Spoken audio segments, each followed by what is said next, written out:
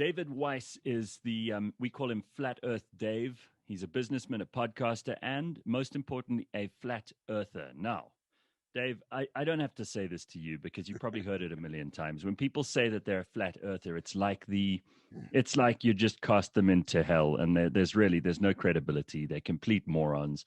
Nobody can ever take them seriously. It's the most ridiculous thing you could ever claim. In fact, it's now used as a well understood term for derision and ridicule. And I'm sure that you have this all the time. You proudly go by Flat Earth Dave, though, so you clearly don't care about whether people believe you or not. You've got your understanding. And one of the things I want to try to do during this conversation is just understand how someone like you, who is you're not a loser who's living in your parents' basement and who's never been able to do anything useful in your life. You know, how you manage to reconcile a belief like this, which modern science and everybody who is anybody tells you is completely unfounded. How you can have a belief like that and lead the life that you lead. So, first of all, tell us about you. I mean, let me hear about you and your background and where it all comes from. Gareth, that's a lot to unpack there. So many things you said are true, and so many things are just beliefs. And we'll get into how belief is the enemy of knowing. About me, normal businessman, grew up on the East Coast, still live on the East Coast, worked in corporate America, started my own company with a couple partners, doing extremely well, walked away from the entire thing to spread this message because you're going to get to the point in our conversation. You're going to go, well, why? Why the lie? Why would they lie? We'll cover that at the end. So let me know when we're near the end, and we'll get into that. And because this is the most important secret of the elite, bar none. So let's find out why this crazy guy thinks the earth is flat. And when you say all science, shows that the earth is a spinning globe, actually, there's no science. There's only pseudoscience. And I was you 6 years ago. Everything you said, I believed. Everything. All right. Now, I'm going to resist the temptation to jump in and say to you, oh, well, we can see the shadow of the moon, shadow of the earth on the moon. And I'm going to resist the temptation to say that we've sent up satellites that map the planet and that you could see how time works on longitude. Oh boy. And all of those things. I'm sure you have an argument for each of them, but I want you to know that I have been in trouble before for allowing conspiracy theorists to say what they think, and I don't mind getting into trouble again. So let us hear why on earth, let's cut straight to the chase. Why would you believe that the earth is flat? Well, because there's zero proof of the globe and there's tons of proof of flat earth. Let me just say, for anyone listening now that's ready to hit that tune out button, I'm offering a Bitcoin for one proof of the globe, just one. And I'll show you how you can claim that, just one. So here's the thing. People that from your position, and by the way, I'm not looking down upon you because I was you. Everyone was you. We all grew up thinking the earth is a globe, but what you think flat earth is not what we have discovered. We don't think flat earth is a disk floating in space with other heliocentric balls or even other flat planets. That's not the case at all. If you Google flat earth, you're going to get images from the Flat Earth Society, right? Nobody believes that the earth is a disk floating in space. None of that is true. So if that's not true, what is the earth? Well, the best way I describe it is the earth is like a pond. A pond is where water accumulates at the low spot on the land, and the surrounding edge of the pond is where the land is higher than the water. Large bodies of water at rest lay flat. All of the world's oceans create this world pond. All of the continents, all of the islands are surrounded by water, but all of the water is surrounded by land. That land is known as Antarctica. Antarctica is the highest land on Earth. That's what science says. They don't teach you that in school, though.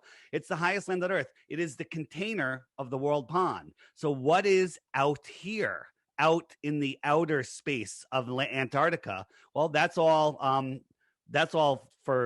good thing. That's a good question, but nobody's allowed to go out there, and we can get into that, but we don't have a ton of time. So that's the start of what flat Earth is. So why do I think that the earth is flat? Because one, we can see too far. And the other thing that people like yourself is they don't even understand what the heliocentric model is. So in the heliocentric model, the globe model, you believe that the earth is, do you know how fast it's spinning? Do you know how fast it's spinning?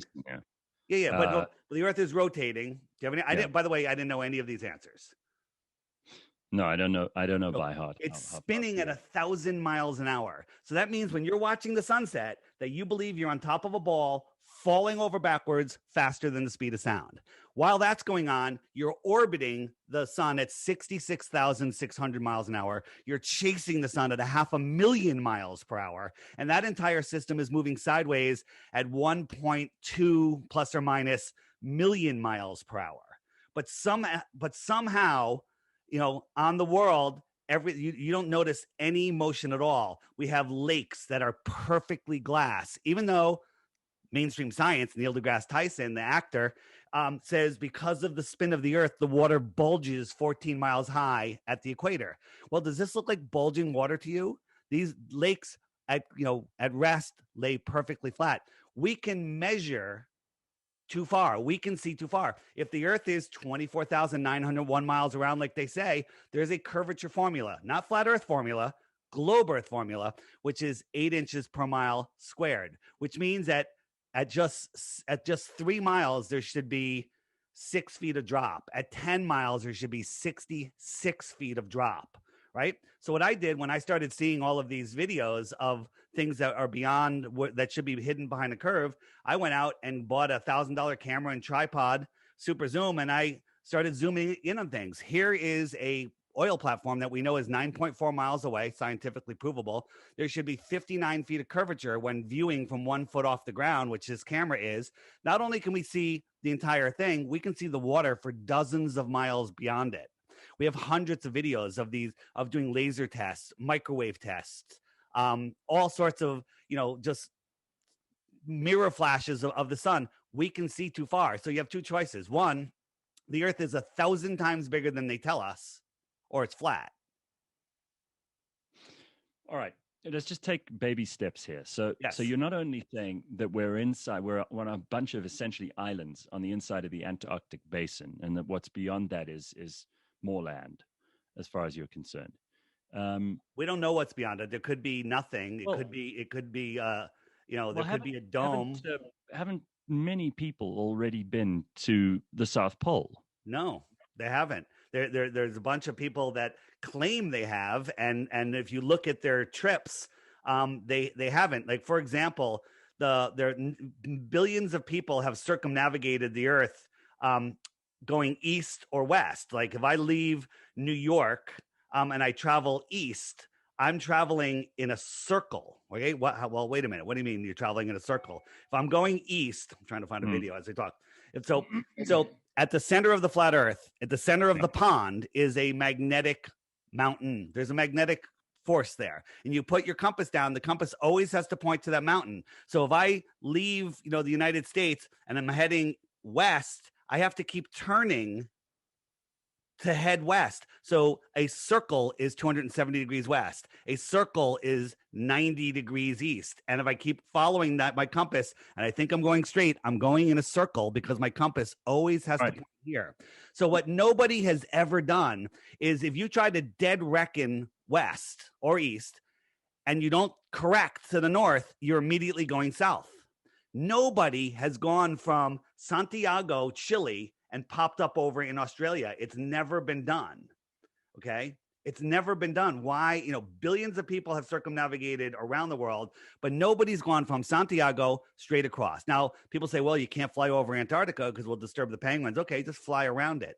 But that's not how flights go. When you want to fly from Santiago, here, I got a better one for you. If you want to go from Buenos Aires, am I saying that right? Yeah. Buenos Aires, yeah. Buenos Aires, major city, to Perth, another major city. Well, this is the straightest, fastest way. But again, they don't want to disturb the penguins, so you have to kind of go around Antarctica. That would be the shortest trip. But the actual flight paths are quite different. They go one way, they go all the way up to, they stop in Miami or Houston, then they stop in LA, then they stop in Sydney, then they fly to Perth. Other times they go from here to Europe to Singapore to Perth. That's because they're at opposite ends of the world pond, right? They're not underneath the ball like the globe would show us. These are the actual flight paths. Or it could be because that's where the passengers are. No. These are people that want to fly. There's no picking up no new passengers. These are people that want to fly direct There's plenty of flights that go from Santiago direct, and the flight path they take is very much the same. So, all right, okay, so ahead. I'm trying really. I want to give this a full go. I mean, this whole flight path thing does interest me because, as far as I know, you're 100% right about the fact that no one flies. Let me show you one more. Let me show you one more. Well, go ahead. Yeah, go ahead. So real quick. So NASA is in charge of all the flight paths of, and they're in charge of GPS and everything, which is a whole nother story. Here's a flight from from Taiwan to LA, and it's flying right across. Here's Hawaii. And right about here, there was an emergency, a medical emergency, and the plane needed to land. If you're the pilot, you'd probably land in Hawaii. Maybe you'd continue. But instead, the plane went all the way up to Alaska. Why did it go all the way out of the way to Alaska? And the answer is because this is the real flight route. Taiwan, emergency, Alaska. It's right there. So there's a book called 16 Emergency Landings that prove Earth is flat. Every single one of them makes zero sense on the globe. They all make perfect sense on a flat Earth. It's free online. You can just look it up, PDF version, or you can buy it on Lulu. Dave, you're not a member of the Flat Earth Society. Flat Earth Society is a government-controlled disinformation site, like I taught you. Like I told you at the beginning, if you look up Flat Earth, you're going to get delivered right to the Flat Earth Society, because the Flat Earth Society, Obama plugged it half a dozen times in his speeches. Tell me about NASA and Disney, because you also say there's a link between those. You say NASA sets the flight paths. NASA's pretty much lying to us about everything.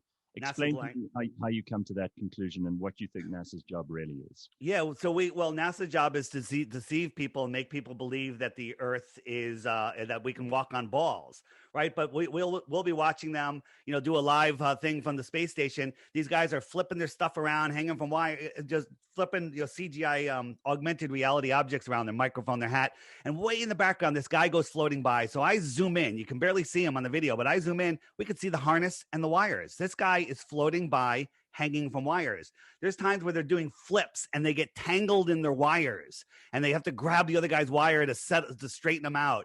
There's times where the wires break, and they have all these problems, and they always cut away. They just cut away back to mission control. There's times where everything that's floating all of a sudden glitches out, and everything that's not floating doesn't glitch out. There's times where they're floating by. This is on a zero-G plane, and there's no right-hand turns on a zero-G plane. He becomes transparent before he goes around the corner. Look, you can see right through his body. This is all done with, camera tricks. It's all nonsense. And people just believe it. Look at this guy. Watch this thing on the wall. You can see right through his head. This is all done with green screens on zero-G planes.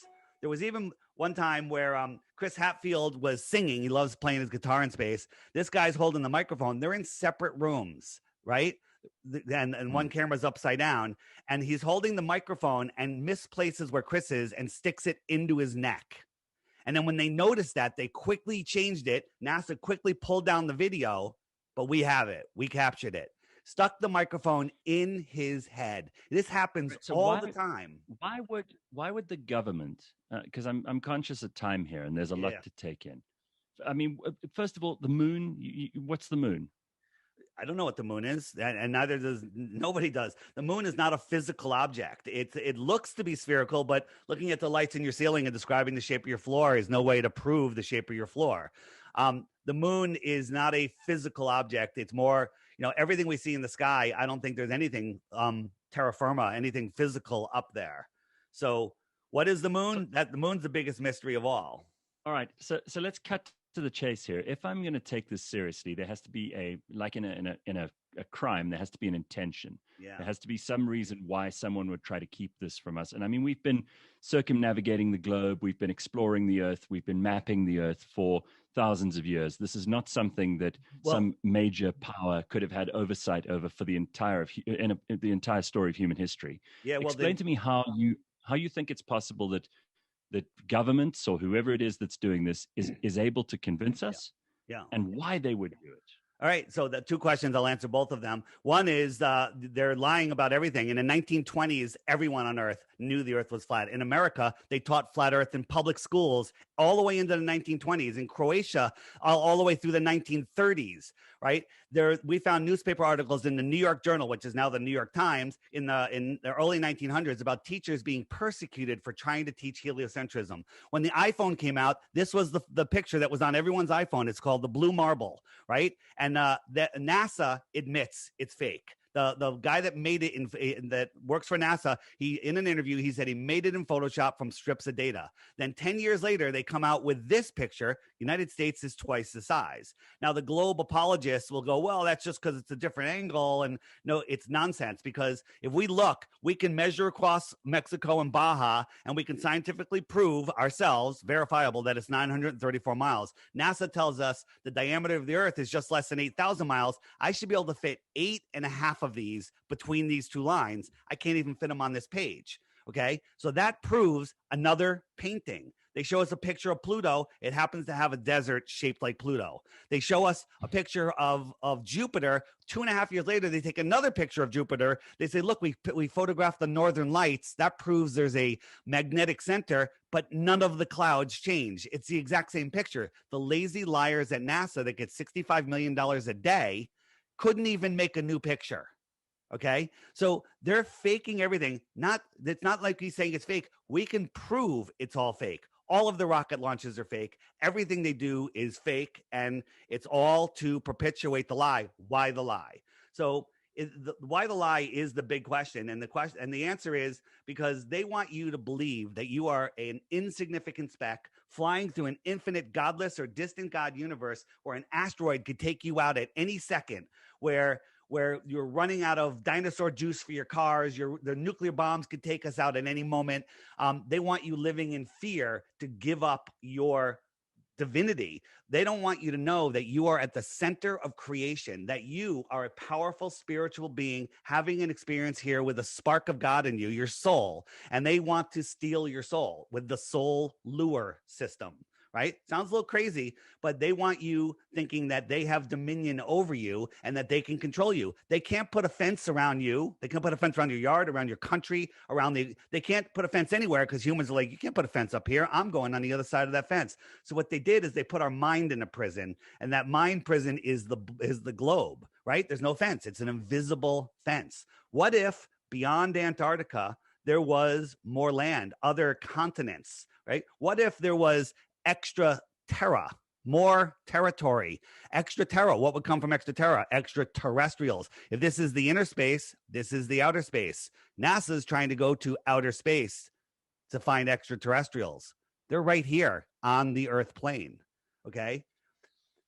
The lie is the most important thing. People, years ago, everyone knew the Earth was flat, but everybody was, we were basically serfs for the elite. And now people are taking the Industrial Revolution came. People are getting more power. People are, getting more influence. And now they had to hide the truth of this world, because the truth of this world is nobody has dominion over us. We just have to follow God's law, which is don't kill, don't steal, don't interfere with anyone's free will, and help your neighbor. That's it. And maintain control of your soul. Don't lose control of your soul. That's our whole mission here. Maintain control of our soul for our entire lives here on Earth. I find all of this really interesting. And again, I'm going to keep an open mind through this. I'm interested in your point of view on nuclear bombs. You mentioned them briefly there, and on Kim Jong-un. Just give us your theory on those while we're talking about things that you believe in. Yeah. Real quick, though, if you try to Google flat Earth, you're not going to find it. You're not going to find it at all. You're going to get disinformation. Hey, top 10 reasons the Earth is flat. You're going to get top 10 reasons the Earth is a globe. You're going to get government planted videos by just shills, just trying to control your mind. I'm no fan of Google. I mean, I'm with you on that front. So, I also do believe that the internet's become as much a source of information as a source of disinformation. Yeah, so it's just like the world. There's disinformation and there's good people, there's bad people. You just got to sort it out yourself. So YouTube is a place of just holds information. They shadow ban the good information. So I created this app, the Flat Earth, Sun, Moon, and Zodiac Clock app. Every day it serves you a new video. It has the top 21 questions. It shows you how seasons work. It shows you how everything works. So right, we're going to take a look.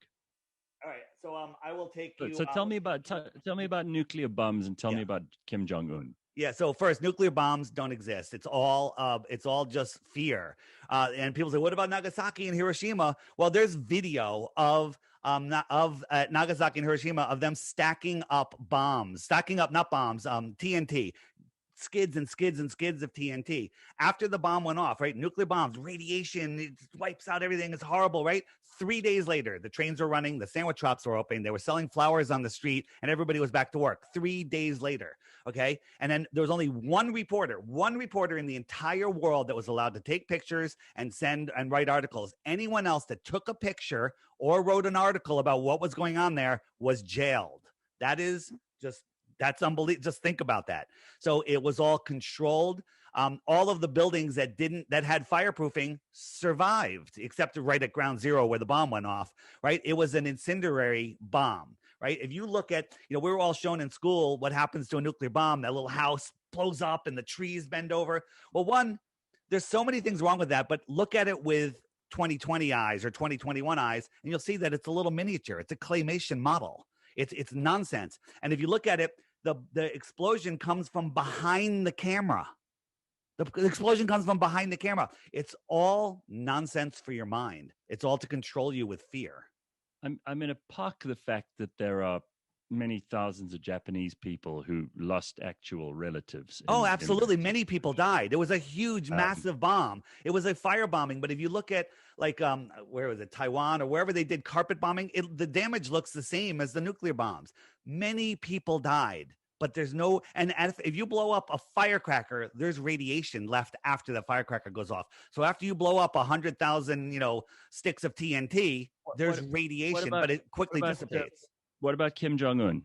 Kim Jong-un have you ever seen him say anything intelligent? All you do is you see him in front of a green screen clapping, right? And then behind him, they got missiles and troops. Zoom in on those troops, and they're stepped and repeated. They're the same ones again and again and again. Kim Jong-un is just I think he's from a mental institution, and they just pull him out when they need him to smile and clap. And what do you think? I mean, is there really a North Korea, and what's really going on there if it isn't Kim Jong-un's kingdom? Very good question. There's some very few videos come out of North Korea, but there's a building in North Korea that's taller than the World Trade Towers are, right?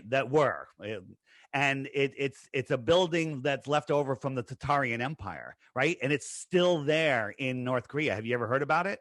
The what empire?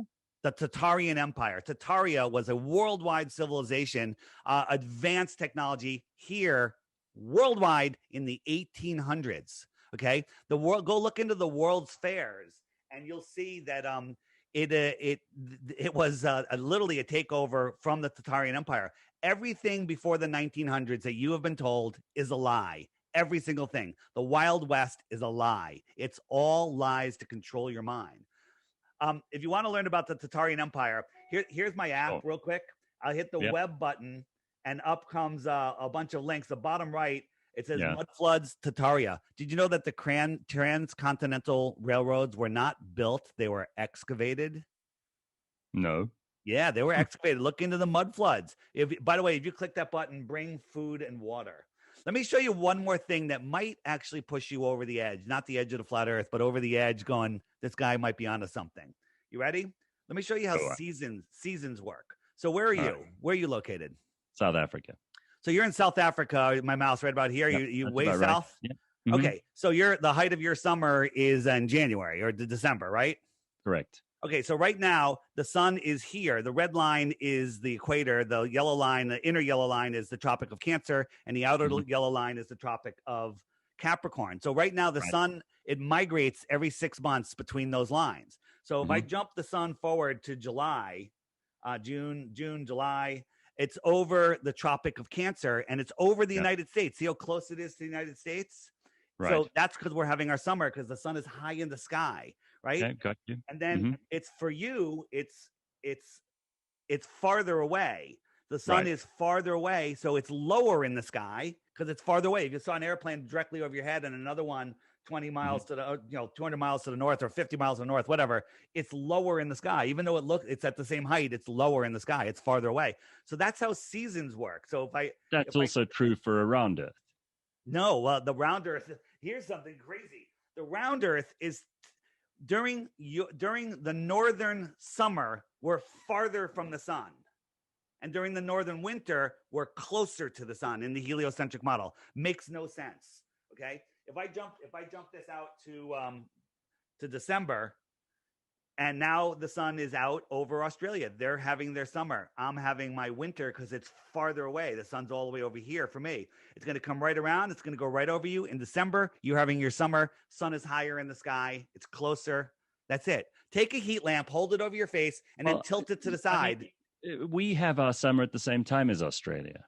Yeah, because look, the sun goes around here, but you have your daytime, 8 hours later than or earlier than them, right? It's if I turn on the time, it means between those two tropics. It moves in between the two tropics. So right now it's 4 p.m. Is it 4 p.m. for you? Yeah, it's about 4 p.m. Right?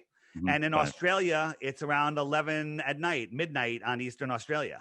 Okay, and so if I turn that back on, and I turn the stars on, the stars rotate around with the sun, but they go slightly faster than the sun. So the sun they only lap the sun once a year. So the sun will hang out in this tropic for about a month. There are people, even some that I know, who are professors of astronomy. These people have dedicated their entire lives to studying the observable universe. Yeah. And you're saying that your theories that you've come up with, and maybe some other people that agree with you, you're saying that they're all discredited and that you're the only one who's figured it out? No, there's plenty of people that know the Earth is flat, but that someone's paying them to lie. No, absolutely not. They're the ones that memorize and regurgitate. I could take a telescope and look at a distant tiny dot and zoom in on it with the telescope, just like I can with a microscope onto a cell of a leaf or something, and I could make up a whole story about that. I can prove they memorize and regurgitate. You're not giving them any credit for being inquiring minds themselves. No, they're inquiring, but they don't have any proof for any of the stuff that they're saying. Like science says that the sun is 93 million miles away. Well, the way they figured it out is they say one day Venus, which is the same size as Earth, transited the sun, and they watched when it stopped and started from different coasts, and it started and stopped at different times. They did some math. Well, that's nonsense. I say Venus is the size of a basketball, and you can't prove me wrong. But we can prove that the stars are not the distances that they say. We can scientifically prove it, but people just don't want to take the time and look at it. And aliens, you say that's extraterrestrial, so that's in the Earth that's outside of the ice wall. That if extraterrestrials are real, which I believe they are, they're coming from a very short distance where literally they can come, they have breakfast with their wife, come over here, abduct somebody, probe them, and then go back for dinner. Rather than travel 20. So wait, just think about this. The closest star is 25 trillion miles away. How long do you think 1 trillion seconds is? A light year. A light year. It's going to take you several lifetimes to get to that closest star. Yeah. So where do extraterrestrials come from? Through infinite space, or just across the plane, a couple thousand miles? Well, do you keep up to date with the latest literature on wormholes and it's all singularity? Pseudoscience. It's all pseudoscience. All of it. It's all pseudoscience. There's no proof of it. You're just making up stories. And you figured it out. I didn't figure it all out, but when they tell you about wormholes and the gravitational wave that they measured, which is like it's like a fly flapping its wings on the other side of the Earth, and they measured it somehow. It's all pseudoscience. None of that is real. It's all made up pseudoscience, prison for your mind. When they say stuff like that, I look at them. I go, cool story, bro. So if we all reached the kind of enlightenment that you have, please understand, I'm not being insulting. When we reach a point where we understand things the way that you do, how does our life improve, and what do we learn about ourselves? How much better off are you if you manage to accept the things that you're telling us? Yeah, great question. I realize that I have great power, that nobody has dominion over me. I realize how important I am. I realize that I'm part of the Earth system, not the Sol Lure system. I've taken charge of my own life, and I'm able to use my mind to manifest what I want. They don't want you to know that your thoughts create your reality. Everything you have in your life is created by the way you've thought throughout your life. You've brought your world around you with your thoughts. They don't want you to know that your thoughts are literally magical and that your thoughts create your reality. People that live their lives paycheck to paycheck, struggling, live their lives that way because that's what they believe. Right? There's people that make millions and millions of dollars and then they lose millions and millions of dollars and they're millions in debt and then they gain it back again. And the other guy is still just struggling paycheck to paycheck with needing another $10 to pay his bills, right? It's all on how you think. My life has changed amazingly. I no longer, I had my own business and, you know, I was busy making high six figures, walked away from it all, happier than could be. I'm around the people that I've met with, you know, when we go to conferences, they're it's just amazing people. If I dropped a wad of $100 bills there, somebody at the conference would return it to me. I think that's listen. This is really really mind bending stuff, and I don't doubt that there are many people who will ridicule and mock you even for the things that you're convinced you have proof of, and that you'll try to convince them of. How do you respond? How do you respond to those people who are just out and out? You know, they just say you're a lunatic. I say, is that your best proof of the globe? Like, I'll ask you right now, what's your number one proof of the globe? Just give me one proof of the globe and let me respond to it, and then, you know, if you want to wrap it up, we can wrap it up. What's your number one proof of the globe? Yeah, so I would say, you know, there's infinite amounts of physical evidence of the four forces of the universe. You know, name one. The small you have to nuclear, name one specifically. the large nuclear. No. So gravity. Let's talk about gravity for a second. Yeah. So, I mean, so gravity. Are you aware of the three body problem? So our sun, here's our sun, and it's holding on to the Earth falling around it. And it's holding on to Mars, which goes farther, and Saturn and Jupiter and Pluto. It's holding on to all of these, but all of the planets themselves are holding on to their own moons, and everything's going around, and nothing ever affects anything. When our moon comes in between the sun and the Earth, or it's coming around the Earth towards the sun, don't you think it would speed up a little bit when it tries to go away from the sun? The sun's gravity would slow it down a little bit. How come the sun doesn't pull it away, right? And the only answer that Globers give is like, well, because the Earth is holding onto it and the sun's gravity doesn't affect it. Well, that's nonsense. So the three body problem is this. You take the world's best supercomputer and you make a model and you say, okay, I got a sun. It's got this much gravity. Like a little planet, it's got this much gravity. You set them in orbit and it works beautifully like a perfect timepiece. It'll go you can predict where it's going to be in 1,000 years or 10 hours or whatever. It works perfectly. Then you add one more body to it, one moon, one planet, put it in that model, and the entire model goes into chaos mode, right? It goes into chaos mode, never repeats again, right?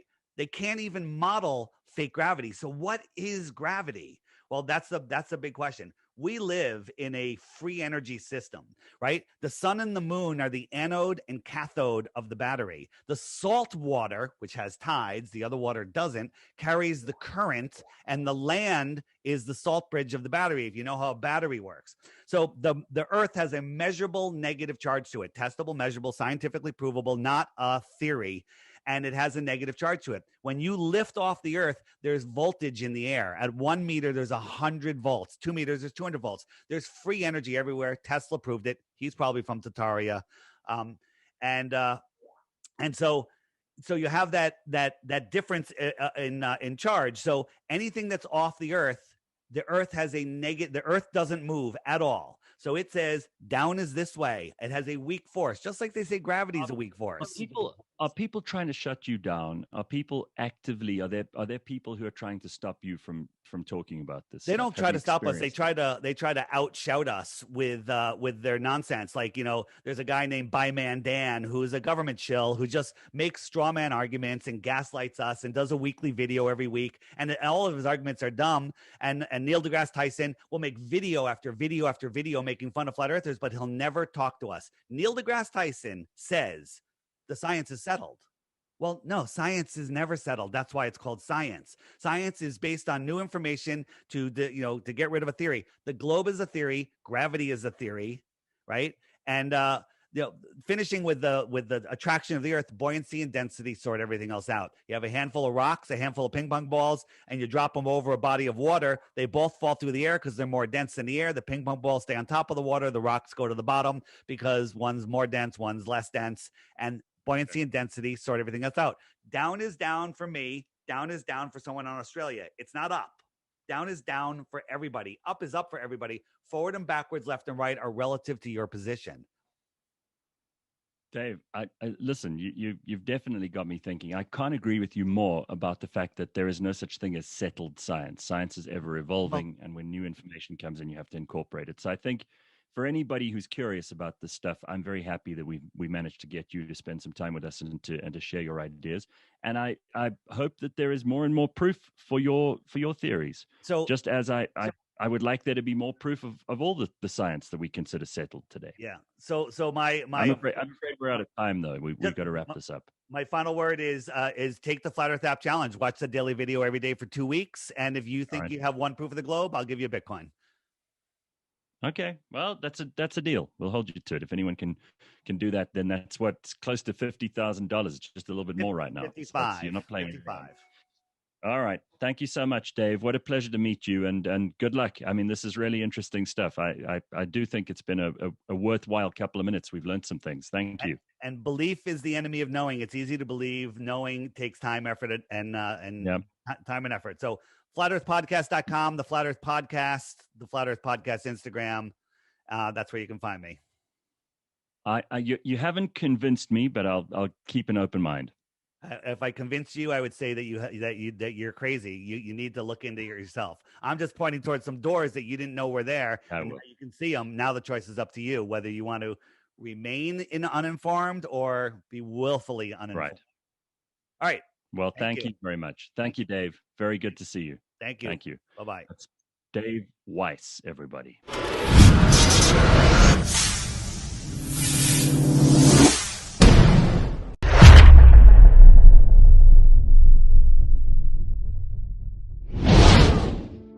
The Flat Earth Sun and Moon Clock App, a dynamic new app to teach family and friends about where they actually live.